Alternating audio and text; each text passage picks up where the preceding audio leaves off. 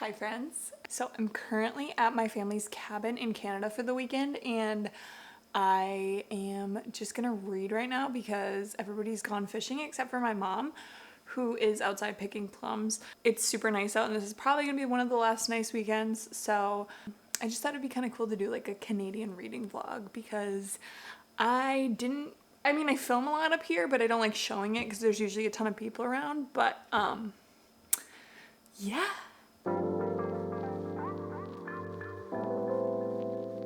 I am currently reading Open Book by Jessica Simpson still, but it's getting really good, and if you like pop culture or if you are in your 20s, you will probably really like this book. So I thought that I would read you some parts that I thought were cool, and yeah. Okay, and I want Diet Coke, so let's get Diet Coke. You want to see the plums that I got too? Look at them. Can I not show them? These come like right off the trees outside of our cabin. Look how little they are, and they're a little sour. They're not quite like full-size plums, but they kind of taste the same. Why won't it focus?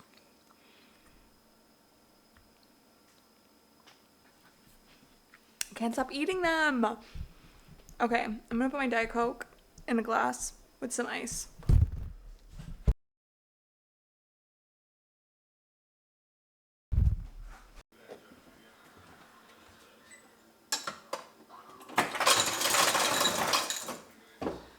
Is there like any fridge on the planet that actually gets all the ice into your cup? Okay. Let's go. You guys want a tour of the cabin? Maybe I'll do that later. Olive, you wanna come with? Okay. Ollie, come back. Come here. View.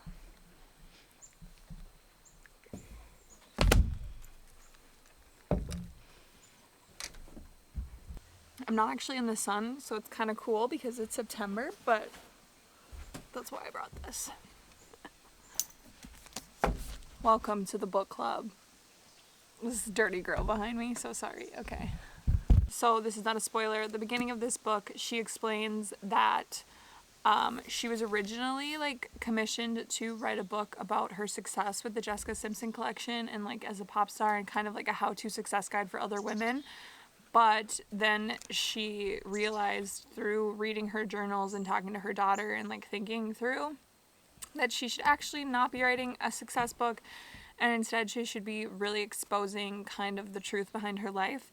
So this book goes through like literally from, I think it starts when she's like 2 years old, and then it brings all different parts of her life together and explains kind of her story about everything she went through, and it's actually really, really good. I'm only about 100 pages in right now, but there were a couple parts I wanted to share with you guys. This part is so crazy. This is the earliest story so far. It's from June of 1982 when she was 2 years old, and she tells the story about how she was driving with her mom, and I'm assuming this was like before. Well, she says it's a 1964 Chevy Nova with no seatbelts in the back, but like also before car seats. But she was driving, her mom was driving and she was in the back seat, and she was 2 years old and she wanted to go to McDonald's and her mom said no. So she got up and she threw her arms around her mom and covered her eyes and was like yelling like McDonald's. And her mom actually veered into oncoming traffic and hit another car head on, and Jessica flew through the windshield and like head first and cut her head open, and then came back and the whole windshield like crashed on top of her and she landed on the ground in the passenger seat. And her mom had actually got a compound fracture of her leg, and said my mom had a bone sticking out of her broken leg. She also had broken her arm and collarbone. She couldn't get out of the driver's side, so she climbed over me to pull herself out. Sitting on the ground, she brushed glass off me, not sure if I was alive. And I'm just like, that is literally so insane. And then she was in critical condition, and that's like the first story, or her youngest story that she starts with. The head injury from that accident actually ended up giving her a stutter, and then her speech pathologist had her like sing to get rid of her stutter. So that's kind of how she started singing. And then also her dad is a Baptist pastor, and she like grew up really strong in the church and then had to sing a lot for that too. This part's crazy too. So one of her mom's friends from the church found an ad for the all new Mickey Mouse Club and wanted Jessica to try out for it. So her mom like brought it to her dance teacher and was like, I am wondering if this is legit, like should I bring Jessica to it? And her dance teacher did one of those things where she's like, well, I think all the girls in the dance class should get brought to this tryout thing for it to be fair. So Jessica Simpson's mom brought like the entire dance class to try out for this. And anyway, she ends up being the only one picked from there and like one of very few kids who gets to go on. But then the producer or the person running it says that she should go to acting school. So she gets sent to Chuck Norris acting school, and it's just like the craziest thing ever. So she tells the story about how Chuck Norris was actually the one putting it on, and she was partnered with the guy who played Barney, who was like almost 30 years old, and she was like 12. I think she was 12 at the time. And she was partnered with Barney, who was like 30 years old, for scenes. And then Chuck Norris kept telling her she needed to be more like Denzel Washington and not be so expressive, so he taped her eyebrows down, and then she had to run scenes with a guy who was like 20 years older than her, and it just sounds so awful, and she talks about how much she hated it, and I can't imagine. But then this is the part I really wanted to share. So once she gets to the tryouts in Orlando for the Mickey Mouse Club, this is where we start to meet like other mega celebrities. So this paragraph is so funny. There was one boy running around the pool completely on, like he knew the audition finals had already started. He kept doing backflips into the pool, totally grabbing everyone's attention. He eventually came over to where I was standing. Hi, I'm Justin Timberlake, he said, the Memphis accent stronger than it is now. Right away, another boy appeared. He was there with his mom, all the way from Canada. I liked Ryan Gosling very much. I decided he was definitely the cutest there. Already, this is like a shock. I'm like, okay, two mega famous guys that you meet when you're 12 years old at like a pool party. They're at literally a pool party. Okay, I forgot to mention that. And then I'm already like reeling from the first two. And then I get the second paragraph. Then there was Christina Aguilera, this timid, frankly kind of mousy girl in glasses from Pittsburgh. She was known for singing the Star Spangled Banner before Penguins and Pirates games and had a local reputation as the girl with the big voice. Could this get any more famous? Like, could there be any more famous people here? And there are. Oh, okay, so then now, a couple pages later, this is also not spoiling anything because it's actually Jessica Simpson's life, and I feel like that can't be any spoilers. But I won't say everything, I just wanted to give you guys a taste so that if you want to read this book, we can kind of like read it together. But this part is where Britney Spears comes in. So Jessica, at this point, was one of like 8 finalists for the Mickey Mouse Club, and they're going through auditions, and she kind of thinks that she has it. But then, I'll read. And then another girl walked into the theater. She had these big, beautiful eyes, brown like mine. I heard her talk, and she was Southern, like me. I heard an oh my goodness come out of her, and I knew she had to be a Baptist choir girl too. We had such a similar look. Nobody else in the competition had looked like me. And here was this last minute, hi Brittany, said Matt, the casting director. Hello, sir, she said and laughed. And then she just goes talking about like how good she was and how she was only like 8 years old when she first auditioned. They said she was too young. Come here, Olive. You want to meet everyone? This is Olive, my niece dog. It's my sister's dog. You're so sweet. Goodbye. Hi, sweetie. Shake. You show them how smart you are. Shake. Shake. So smart. She is smart. You're such a good girl. Such a good girl. Who's a good girl? Oh yeah, so anyway, then it's actually interesting because after she sees Britney Spears, she kind of botches the rest of the audition process, and then she goes through what that was like, and like you just start to realize that she is like 12 and also this like budding pop star potential at the same time that these other mega famous girls, Christina Aguilera and Britney Spears, who are pretty blonde young girls also singing pop, like how hard it would be to just grow up like this. And then after this Mickey Mouse Club experience, she goes back to school obviously, and then she's telling a lot of stories about what it was like growing up in her school. And it's just kind of cool to see the contrasting lifestyle of like being this almost superstar child and then being like a normal child. And it's really fun to read. So I'm going to keep going from where I was at now, and I'll let you guys know if there's anything else I should share.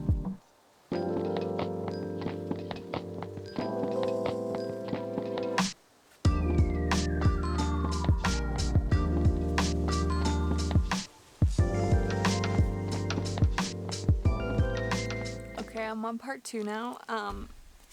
It's very good. I do recommend this book a lot. I would say though that I think you should read the trigger warnings in here before you read it if you're sensitive at all to like child abuse and stuff like that, because I didn't know this, but Jessica Simpson was abused as a child and it is crazy. Also, like, bullying is a big theme in the first parts, and they kind of coincide with each other. So if you're sensitive at all to that, I would look into that and just know that that's a part of this book. One more thing I wanted to show you guys, Haley Pham inspired me to start my own reading journal, and I just started, so I was just going to show you like what I got to start and mistakes that I made / what I started with, what it looks like so far. I actually got such a good deal on all of this, which might be why I made some questionable decisions with what I got, but I got mostly everything here on Amazon. First, I got a journal, obviously. I think this journal was like under $10, and then I got this little carrying case to put everything in.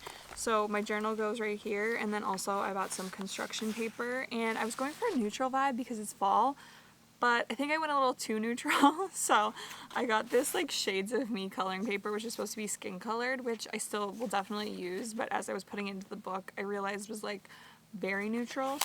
And then I got midliners with bullet tip and chisel tip ends, and I also went for like a neutral fall color palette on those. Can you see them? Okay.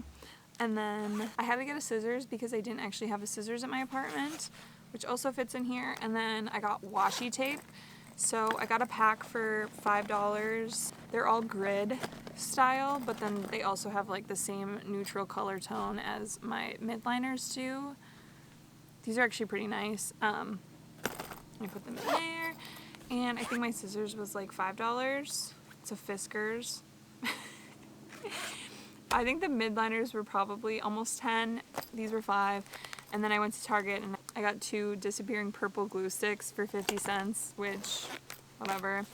And I got this ruler for 50 cents at Target as well. And then I brought another thing that had white paper in it. And then I also, from Haley Pham's video, she said she prints the book covers off in color so that she can cut them out and put them on her reading wrap-up. So I did. I went to the public library, which, if you don't know, you can print in color if you don't have a printer at any public library, and I'm sure it's the same everywhere, but my library gives you $5 free of printing money each month, so like I never will reach that, I'm sure. But I printed 2 copies because I was just starting, and I wanted, if I messed up, to be able to redo it. So these are all the books I read in August, and then if they are in a series, what their series partner is, and then also what I was planning on reading in September. So I'll put them in my August section and September sections with like their reviews and everything. I don't really know what I'm going to do on these first 2 pages. I think I'll probably just like put my name there, and then on this one do like reading journal, because the beginning is always so weird. So this is the first pages with bullets. The rest of the journal just has bullets on both sides. So then you can probably see what I mean by like too neutral of a color scheme. Ooh. And then here I was gonna do my library, so I'll continue filling these shelves up with books, and then on the spines write the name of the book. I just can't figure out if I should fill them all in just for the aesthetic and then write on the spines with black over them, or if I should leave some white, or if I should only fill them in if that means I've read them, but I don't know yet. I'm still learning. This is very much a beginner reading journal. And then this page I was going to do, I haven't finished yet, but I was going to do August reads, and then my August turned out like this. So I'm still learning how to be a crafty person, but I thought I would share that with you guys. And then on this August reads section, that's where I would print off the book covers and then review them. So that is what I plan on doing today, and reading some more. So I hope you guys pick up Jessica Simpson's new book so you can read along with me. And yeah, we'll see. This is a very chill reading vlog because I'm very chill right now. So thank you all so much for watching. Oh, also I was gonna film in August reading wrap up, but I don't have any of the books here or anything, but we'll see if I do that too. Thanks guys for watching, and I will see you in the next one.